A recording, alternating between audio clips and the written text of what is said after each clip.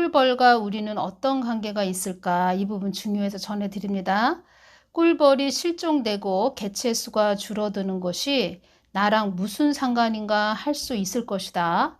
우리가 맛있는 꿀을 못 먹거나 양봉업자가 손해보는 것 말고 어떤 영향이 있을까? 제가 자료를 찾아보니까 2006년부터 인간 때문에 꿀벌이 죽어간다, 이런 말들이 있었다는 것입니다. 사실 꿀벌과 인간은 각별한 사이라고 말할 수 있다. 우리가 먹는 농작물 대부분이 재배 과정에서 꿀벌의 도움을 받는다. 농작물을 기를 때 수분이라는 것이 있다. 여기서 말하는 수분은 꽃가루가 식물에 전이되어 수정을 거쳐 유성생식, 열매라고 하는 것입니다. 유성생식에 이룰 수 있게 하는 과정을 말한다.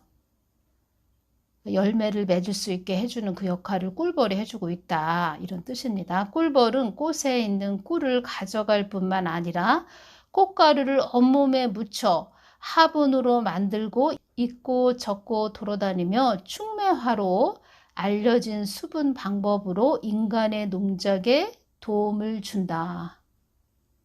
꽃가루를 옮기는 꿀벌의 멸종은 곧바로 농작물 감소로 이어질 가능성이 크다. 지구에 존재하는 식물 중 곤충을 매개로 수분하는 충매화의 약 80%가 벌에 의존한다. 또 벌은 전 세계 식량의 90%에 해당하는 100종의 농작물 중 70여 종의 수분을 돕는 것으로 알려져 있다. 꽃가루를 옮기는 꿀벌의 멸종은 곧바로 농작물 감소로 이어질 가능성이 크다. 지구에 존재하는 식물 중 곤충을 매개로 수분하는 충매화의 약 80%가 벌에 의존한다. 80%가. 또 벌은 전 세계 식량의 90%에 해당하는 100종의 농작물 중 70여 종의 수분을 돕는 것으로 알려져 있다. 만약 벌이 사라지면 사과와 아몬드, 블루베리 등 인간의 식량 작물 생산이 줄 수 있다. 꿀벌이 큰 역할을 해주고 있다는 것입니다. 근데 2006년부터 사람 때문에 꿀벌이 없어진다, 이런 부분이 나왔기 때문에 그 사망 권세에 잡힌 그런 자들이 인구 감축으로 가고 있다는 것입니다.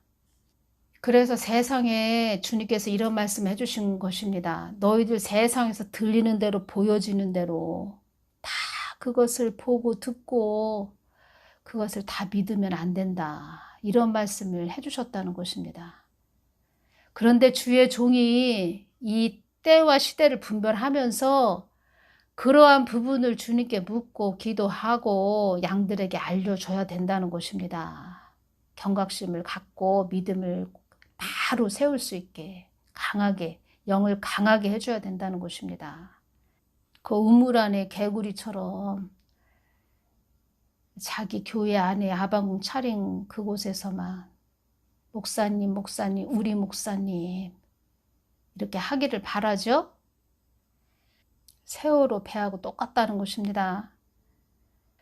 요한계시록 13장 18절 말씀, 그 수는 사람의 수니 666이니라. 이때 이 말씀을 주셨습니다. 이 말씀 계시록 13장 18절을 주시면서 주님께서 이 말씀을 주셨습니다. 짐승은 너희들의 안위를 위한 자가 아니니라.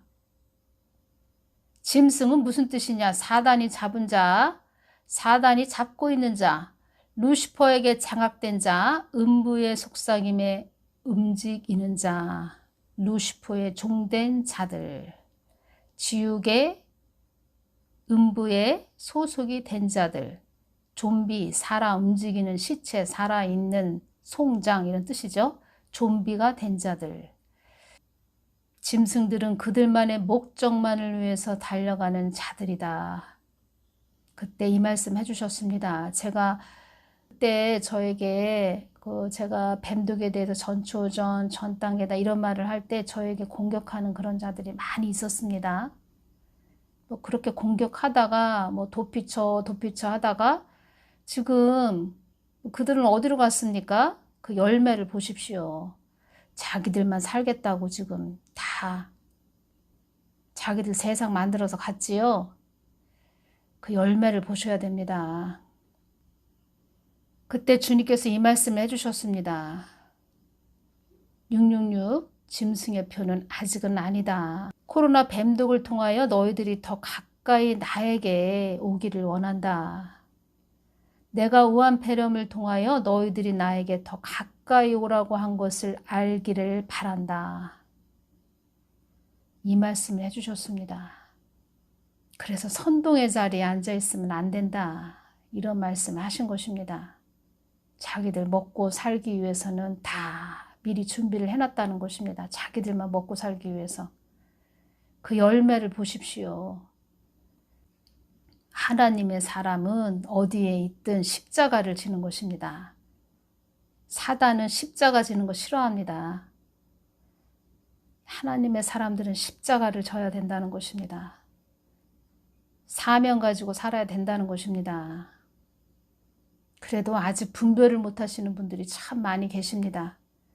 특히 제가 이런 말씀 드리긴 뭐하지만 교회 권사님들, 그런 분들 참 많이 속고 있습니다. 그런 분들이. 복음을 몰라서 그렇습니다. 복음. 십자가의 복음을 모르기 때문에 그냥 혹해서 쫓아다닌다는 것입니다. 그런 사람들.